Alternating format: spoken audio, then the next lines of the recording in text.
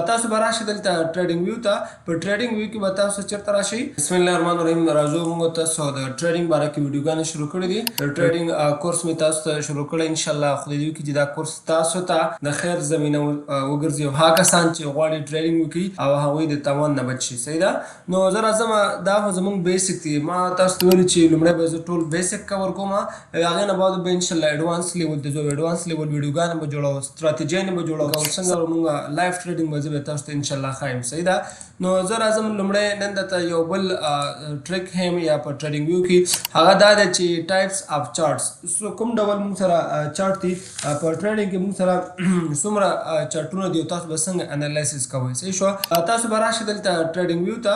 په ټریډینګ ویو کې به تاسو چېرته راشئ، دلته به راشئ. په دې کینډلز باندې به کلیک وکړئ. موږ سره مختلف چارټ دي، خو زه تاسو ته انشاءالله نن درې چارټه تشریح کوم چې تاسو په هغې بنیاد ټریډینګ به ډېر په اسانۍ سره وکړئ. لومړی چارټ چې کوم دی لاین چارټ. صحیح شو. لاین چارټ چې کوم دی دا ډېر ساده او اسانه دی. تاسو وګورئ، تاسو دا لاین کتلی شئ، دا لاین کتلی شئ د یو کوینس چې کوم دی د هغې دا لاین چارټ داسې روان دی. صحیح ده. دا لاین چارټ نه موږ د څه لپاره استفاده کوو؟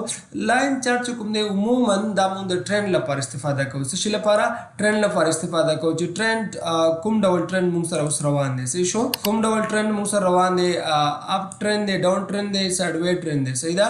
نو لاین چارټ موږ د ټرینډ لپاره استفاده کوو. بیا هغې نه بعد چې کوم دی لاین چارټ، یو خبره په ذهن کې یاد ولرئ چې لاین چارټ موږ سره د کلوزینګ پرایس په بنیاد جوړیږي. څه شي په بنیاد جوړیږي؟ د کلوزینګ پرایس په بنیاد جوړیږي. دا ډېر ساده او اسانه دی او ډېر ګټور نه ده. صحیح ده. هر انسان پرې نه پوهېږي، خو احیانا که تاسو کله غواړئ چې ټرینډ معلوم کړئ نو لاین چارټ ته دا اړوئ. صحیح شو. چارټ موږ سره چې کوم دی هغه بار چارټ دی. څه شی دی؟ بار چارټ دی. بار چارټ کې چې کوم دی تاسو ګورئ داسې کینډل جوړیږي، دا بار جوړیږي، دې ته بار وایي. صحیح شو. دې ته بار وایي، دا جوړیږي. دې بار چارټ کې چې کوم دی موږ سره یو څو خبرې دي.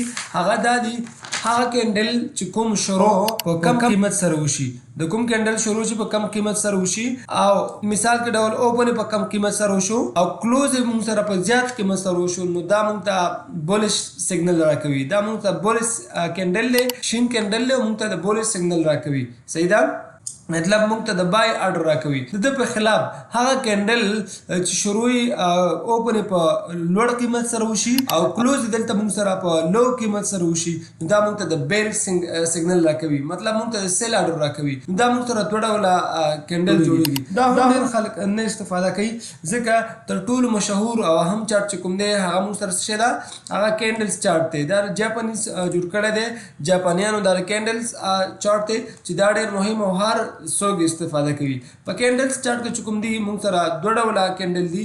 یو ته بولش کینډل وایي، بل ته بیرش کینډل وایي. د بولش کینډل هغه ته ویل کېږي چې اوپن یې موږ سره په کم قیمت سره شروع شي. لکه ګورئ 1588 فار ایگزامپل 1588 کې شروع شو. صحیح شو. او کلوز چې کوم دی موږ سره په 1589 یا 1590 کې شوی دی. صحیح ده. نو دا موږ سره دې ته بولش کینډل وایي. بولش کینډل چې کوم دی بیا دې ځای ته چې کوم دی ویکس وایي. څه ورته وایي؟ ویکس. او دې ځای ته ریل باډي وایي. دا ټوله چې کوم ده ریل باډي ده. همداسې بیرش هم ده. په بیرش کینډل کې چې کوم دی اوپن موږ سره په غټ قیمت سره شروع کېږي، لکه 1591 کې اوپن شوی ده او کلوز چې کوم دی په 1590 کې شوی دی. صحیح ده.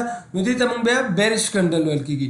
بیرش کینډل موږ ته سیل آرډر راکوي. نو دا ما تاسو ته په دې ویډیو کې د ټایپس اف چارټ تشریح کړل. الله دې وکړي چې تاسو پرې پوه شوي. که څه پوښتنه وي تاسو کمنټ کولی شئ. تر بلې ویډیو ښه وخت. زنده باد افغانستان.